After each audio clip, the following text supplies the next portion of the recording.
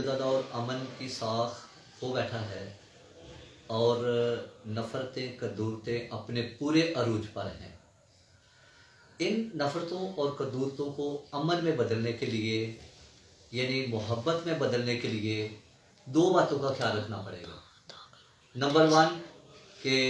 आप अपनी आंख को काबू में रखें और नंबर दो अपनी ज़ुबान को काबू में रखें। मसलन जब आप किसी के घर जाते हो तो जब किसी के घर जाते हो तो अपनी आंख को काबू में रखोगे और जब उसके घर से बाहर निकलते हो तो अपनी यानी कि ज़ुबान को काबू में रखो। यानी घर में रहकर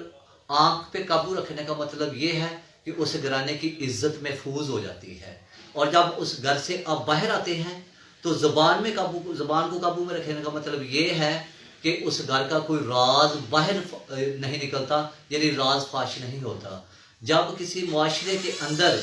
यानी कि किसी की इज्जत जो है महफूज रह जाए और किसी का राज फाश ना हो तो वो मुआशरा एक अमन का गहवारा बन जाता है, नफरतों कदूरतों से पाक मुआशरा जन्म लेता है। इसलिए अगर आप चाहते हैं कि हमारा जो मुआशरा है एक अमन का गहवारा बने तो दोस्तों अपनी आँख को और अपनी ज़ुबान को काबू में रखिए ताकि दूसरों की इज्जतें महफूज हों और दूसरों के राज फाश ना हो और अमन का मुआशरा जन्म ले।